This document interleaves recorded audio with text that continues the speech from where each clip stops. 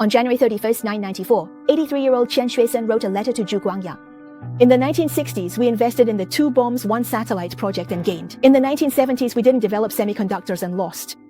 In 1995, just 1 year later, the state decided to develop semiconductors even if it meant selling everything, investing 10 billion yuan to implement Project 909. This project exceeded the total sum of all national investments in integrated circuit projects since the founding of New China. It could be said that the entire nation's strength was mobilized, but the results were merely satisfactory. However, the return of one Chinese individual advanced the mainland's chip technology by 30 years in just a short span of 3 years. If not for the suppression by its rival TSMC, he even had the chance to make Shanghai the world's chip manufacturing center. Some praise Chen Xuesen as being worth 5 divisions. This man was worth a national project. His name is Richard Chang, and the company he founded is called SMIC. In January 1949, the Kuomintang retreated, and a 1-year-old boy moved to Taiwan with his parents. Born in Nanjing, his father named him Ru Jing. It was also in this year that an 18-year-old youth from Ningbo, Morris Chang, went to study at Harvard, becoming the only Chinese person among over 1,000 freshmen. Guided by the hand of fate, the two took different paths through a series of coincidences, destined to cross paths years later. After arriving in Taiwan, Richard Chang's family lived in a military dependence village in Kaohsiung, where the neighbors were all mainlanders from all over China. Whenever the bright moon rose over the sea, the shallow strait would be filled with homesickness. His parents' memories of their homeland echoed in Richard Chang's ears from a young age. His father, Zhang Xilun, graduated from Jiaozhou Institute of Technology, China's first mining institute. He worked in a steel mill, then at the 21st Arsenal after the war began, where he developed crucible steel making. His mother, Liu Peijin, graduated from the chemistry department of Ginling Women's College in Nanjing and received a scholarship to Cornell University in 1937. After the Marco Polo Bridge incident, she gave up studying abroad, teaching chemistry at a mission school in Guangzhou, then moving through Macau, Guangxi, and Yunnan due to the war. She transferred to the Chongqing Ballistics Research Institute, met Zhang Xilun during gunpowder analysis.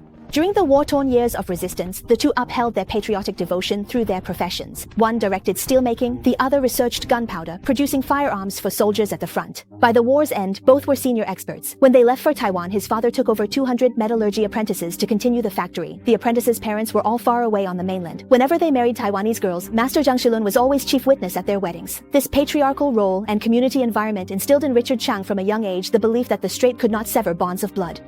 His mother, Liu Peijin, was also a remarkable woman of her generation. She co-founded the Taiwan Ginling Girls High School with her former classmates. She often told her children about patriotic ideals, reminding them not to forget they were Chinese. Under his parents' guidance and example, although Richard Chang grew up in Taiwan, his heart always remained with the mainland. The homeland's mountains and rivers, seen through shifting clouds, became an eternal flame in his heart.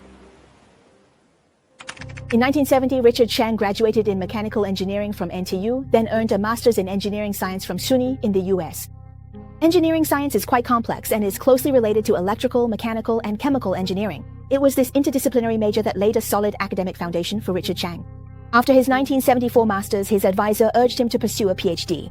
Richard Chang was eager to gain industry experience. He first worked as a foreman at a chemical company making dyes, immersing himself to understand frontline operations. He then joined Union Carbide, specializing in cryogenic technology, where he developed new processes and products. In 1977, with a strong academic background and practical experience, 29-year-old Richard Chang joined the global semiconductor giant Texas Instruments.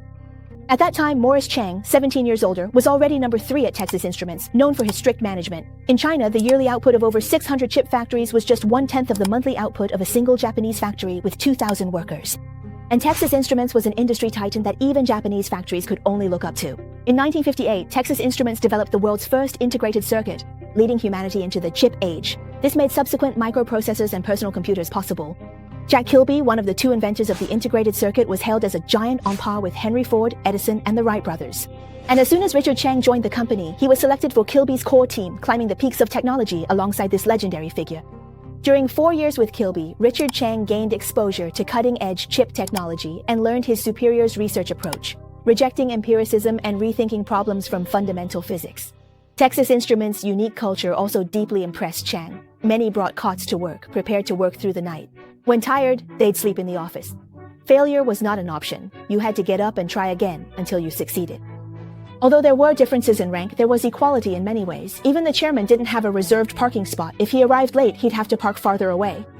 Years later, Richard Chang fondly recalled, "The work environment at Texas Instruments was great. Many people were willing to teach me and I benefited immensely." After 8 years in R&D, Richard Chang moved to operations, following Dr. Xiao Zifan, a top chip factory builder, to construct factories. Building a factory is a complete system. You must understand technology, control costs, design production lines, plan capacity, arrange equipment, and importantly, no local workers needs to localize operations.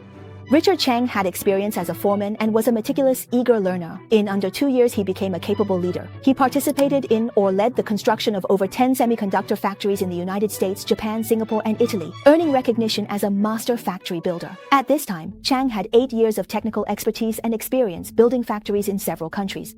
If he had been a little less concerned with his sense of duty, he could have easily won all sorts of awards in the Western world. But his father Zhang Xilun's question constantly echoed in his mind. Why don't you go back to the mainland to build a factory? On many dark nights, his father dreamed of returning to the mainland. But for years, under the strict policies of the Taiwanese authorities, he could only look sadly across the strait. Now, seeing his son build factories worldwide, his father felt a glimmer of hope. Richard Chang already had a patriotic heart, and his father's question stirred him even more. He knew semiconductors are a knowledge-intensive industry. Without enough skilled technical staff, any investment would be just a drop in the ocean. To achieve his dream, he quietly began cultivating talent for China. In 1989, after much evaluation, Texas Instruments decided to build a factory in Taiwan province. Richard Chang quickly thought of a plan: recruit engineers from the mainland and train them as the vanguard for future factory construction. However, the Taiwanese authorities were extremely wary of the mainland, so Richard Chang had to drop the idea. But he didn't give up. Instead, he patiently waited for the right moment. In 1992, Richard Chang went to Singapore to build another factory. Thanks to his lobbying, the Singaporean government approved his request to hire employees from the mainland. Richard Chang recruited about 300 people, finally creating a talent pool for China. A long journey to build chips for the motherland was about to begin. China had paid attention to semiconductors early on. In 1975, the physics department at Peking University designed its first 1K memory chip. This was only 5 years behind Intel's 1103, and nearly 5 years ahead of South Korea and Taiwan. At that time, the United States and several other countries imposed embargoes and trade restrictions on socialist nations, especially on advanced technology exports. To catch up with competitors, national ministries organized 2 major projects, Project 531 and Project 908. But due to the West's technology blockade, rapid chip evolution, and a lack of local talent, concentrating resources on major tasks proved ineffective.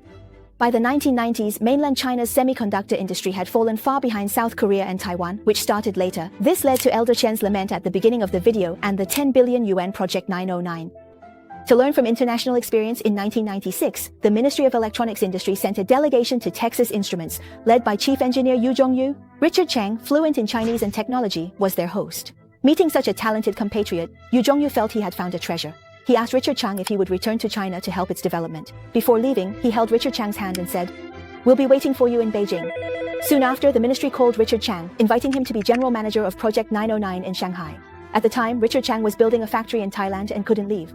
He promised he would return to China to contribute soon. After finishing the project in Thailand, Richard Chang went back to headquarters to resign, but as a core executive, he was repeatedly asked to stay. A year later, at 49, Richard Chang had worked at Texas Instruments for 20 years, qualifying for early retirement.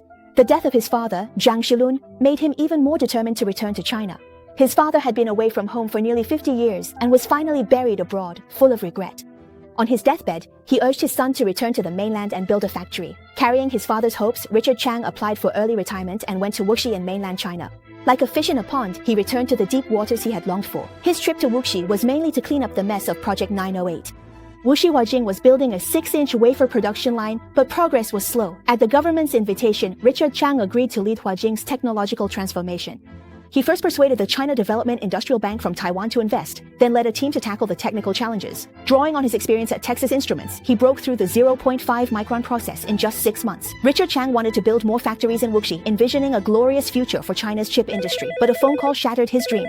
In February 1998, a friend called in a panic. "Richard, you have to come back right away. They're going to fine China Development Bank." Because Taiwan strictly controlled technology transfers, building a factory on the mainland was uncertain. Richard Chang had to return to Taiwan, where he became general manager of WSMC, waiting for the right time. WSMC was Taiwan's third wafer foundry, established 10 years after TSMC. After Richard Chang took charge, he showed strong management. Efficiency and morale improved. In 2 years, WSMC turned a profit and grew to 1/3 of TSMC's capacity.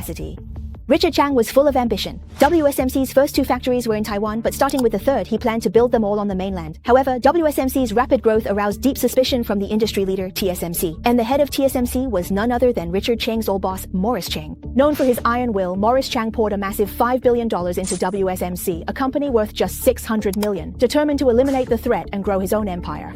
The 7.3 times premium made the shareholders ecstatic. Richard Chang was also satisfied. After all, the price was impossible to refuse. Besides, TSMC was the industry leader with far superior technology. He made just one request to Morris Chang: build WSMC's third factory on the mainland.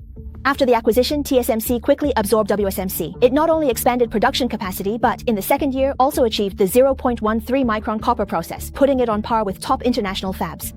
But Morris Chang, as if he'd forgotten, never mentioned building a factory on the mainland. He complied with Taiwan's policies but was wary of the mainland's chip industry potential. Richard Chang wanted to wait for change, but couldn't wait any longer. At that time, we were restricted by Taiwanese authorities. Li Tenghui was not supportive. After he stepped down, Chen Shui-bian took over. I wondered, when will I be able to go to the mainland? Tormented day and night, Richard Chang decided to seize the day and submitted his resignation. Morris Chang threatened him. You can resign, but the TSMC stock promised to you during the acquisition will be gone. Richard Chang said 4 words, I don't want it. This time he was more determined. Despite pressure from authorities, he gave up TSMC stock, intent on building a semiconductor factory on the mainland. In 1999, Richard Chang went to Hong Kong to scout a site for the factory. At the time, Hong Kong promoted Cyberport, an appealing vision. Also, registering a company in Hong Kong made bypassing US embargoes easier, so it became Chang's top choice. Then Chief Executive Tung Chi-hua recognized talent and agreed to provide land for the factory. But when Richard Chang proposed building dormitories for employees, Hong Kong's real estate groups fell silent, feeling it was cutting into their business. Richard Chang gave up on Hong Kong and went north to inspect other places. But because he had a reputation but no funds for such a large project, local governments refused.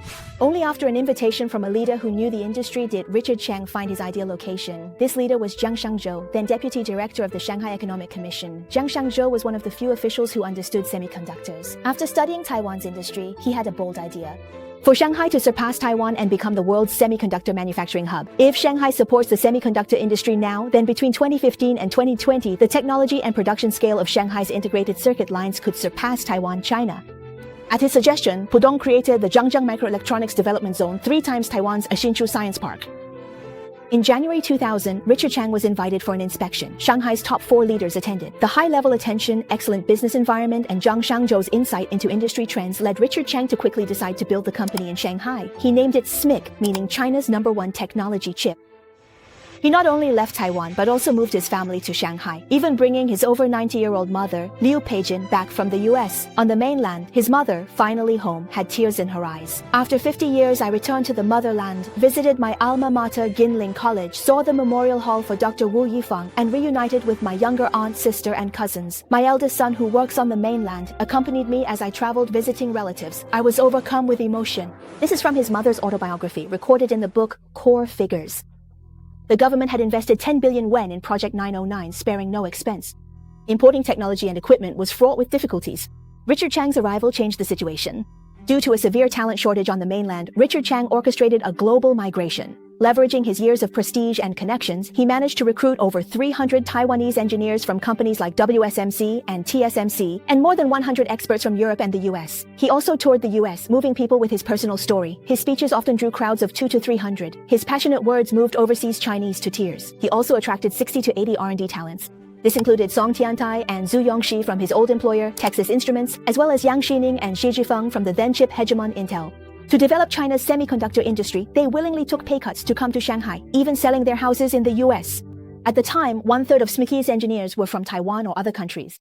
Such a large brain drain to the rival mainland put the Taiwanese authorities on high alert. They fined Richard Chang 5 million new Taiwan dollars for unapproved investment in the mainland and ordered him to divest within 6 months.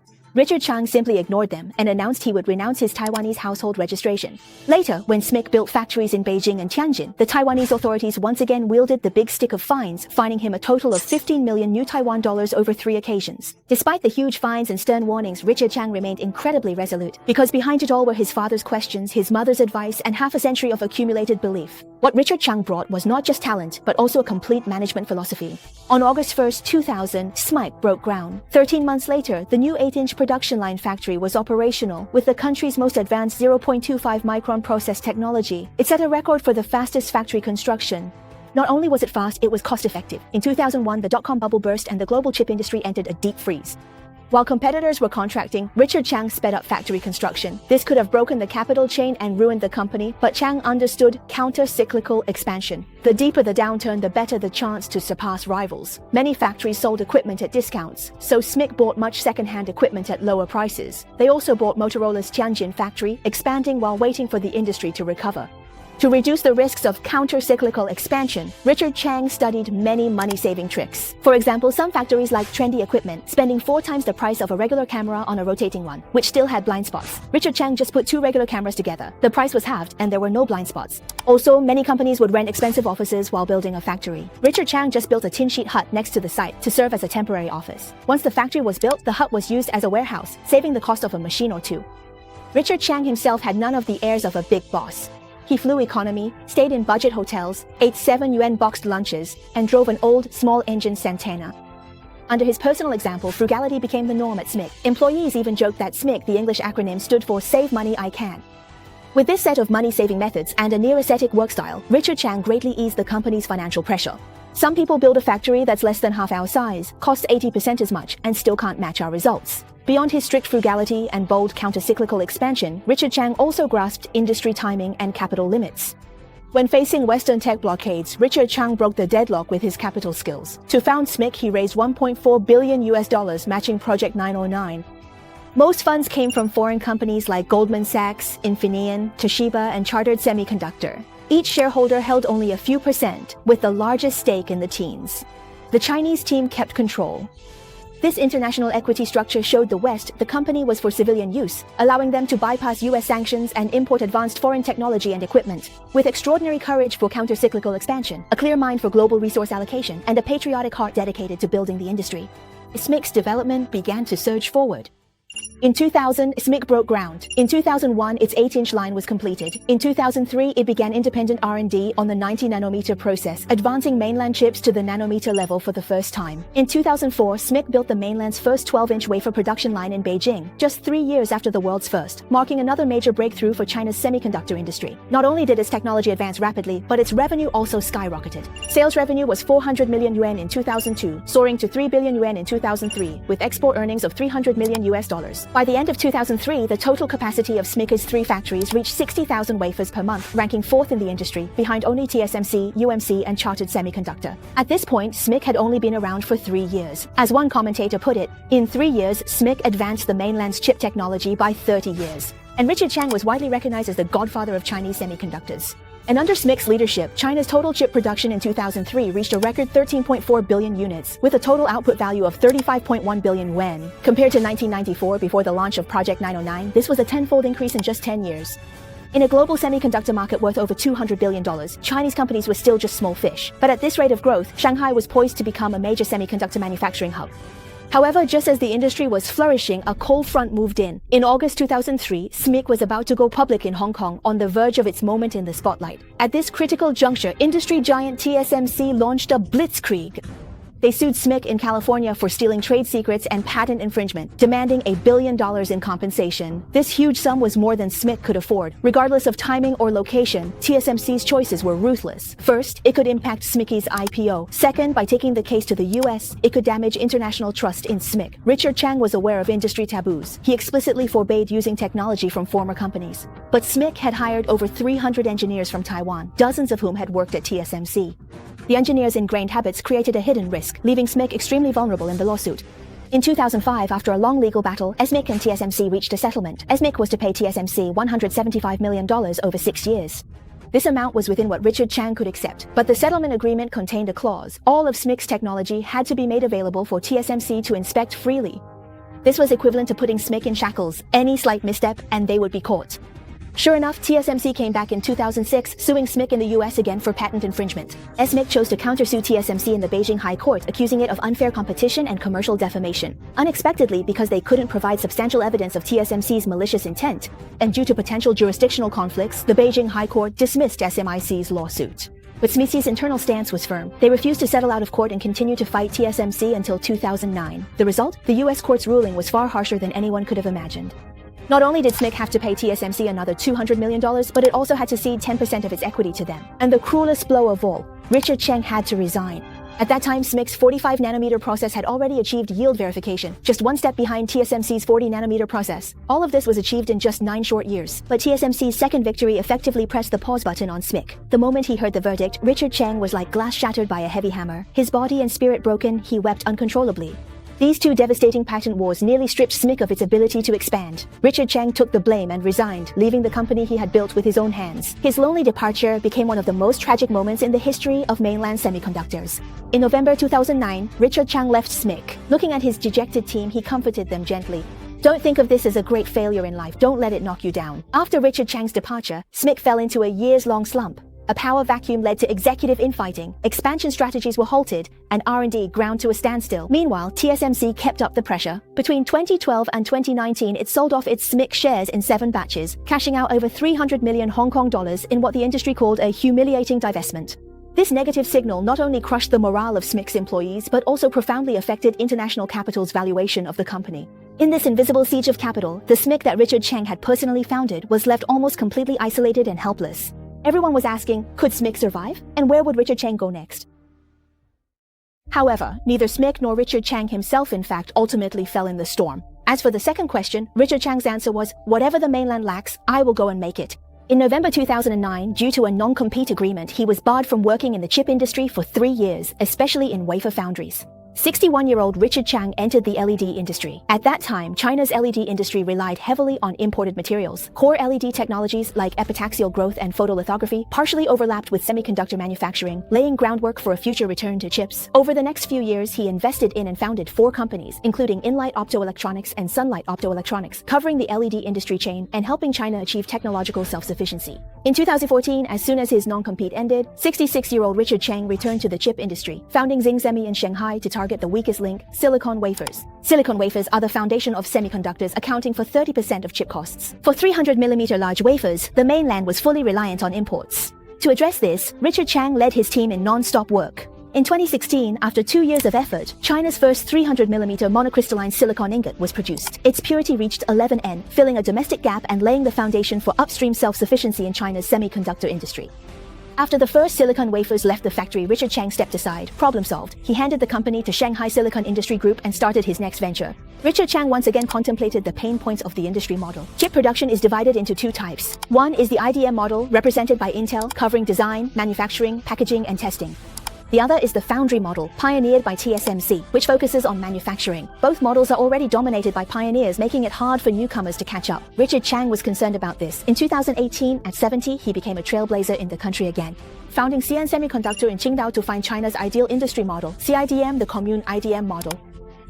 He brought together more than 10 companies in a cross-shareholding arrangement with joint investment to share resources and processes. This not only reduced risks but also broke down the barriers between design and manufacturing, enabling deep collaboration among all parties. Beyond the 2 major models, he forged a new path of shared manufacturing.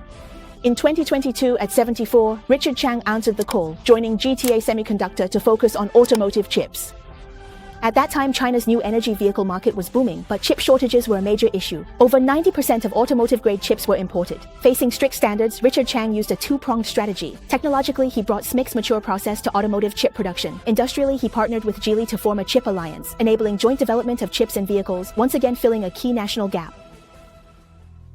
For the first question, SMIC, where Richard Chang invested great effort, got back on track after facing management turmoil and technological blockades. It broke through in technology, capital, and strategy, especially with top talent Liang Mongsong joining. In 298 days, they mastered the 14nm process, raised yield to 95%, and became a key player in domestic substitution recently. In the first quarter of 2024, SMIC's foundry revenue market share reached 3rd place for the first time, behind only TSMC and Samsung Electronics. This company, which once survived on scraps, has once again become a formidable rival for TSMC.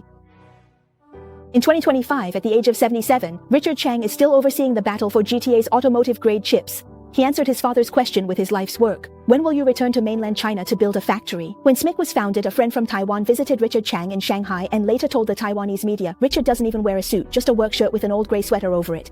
Like a missionary. His desk is a cheap piece made of plywood. He said he has a grand dream for China's semiconductor industry, and for this dream, he is willing to dedicate himself completely, even to the point of sacrificing his life. This man is not doing this for money, and that is what's most frightening.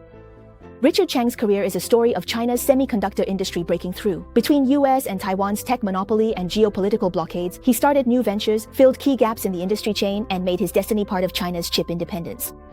Before SMIC was founded, mainland semiconductor technology lagged over 3 generations behind international standards. Richard Chang's arrival gave wings to China's chips. In 2003, he advanced mainland chips to the nanometer level for the first time. In 2004, he built China's first 12-inch wafer production line. In 2009, he passed the yield verification for the 45-nanometer process, catching up to TSMC's 40-nanometer technology. After 2 patent lawsuits from TSMC, he resigned to ensure SMIC's survival, preserving the spark of wafer foundry for China. Even under the shackles of a non-compete agreement, he still moved into the LED industry, which partially overlaps with semiconductor manufacturing, and then started 3 more ventures to patch the sky for China's chips. Whatever the country lacked, he charged forward with a sword toward that fortress wall. Understanding the geopolitical nature of the semiconductor industry, he rebuilt the industry's logic with an engineer's mindset, not lingering on single victories but focusing on systemic weaknesses: wafers, models, automotive chips, 3 ventures. Each move was made at the weakest point in the industrial chain. Once a breakthrough was achieved, he would rush to the next battlefield. He sought to turn the crisis of US-Taiwan tech hegemony into an opportunity for domestic substitution. Behind his many accomplishments is written his mission to the nation, a profound reverence. No one knew where the next battlefield would be, but his steps always moved toward the deepest cracks on the industrial map. What the nation needs is where his heart is. This is the code Richard Chang wrote with his life and the very backbone of this great Eastern nation's long march in technology.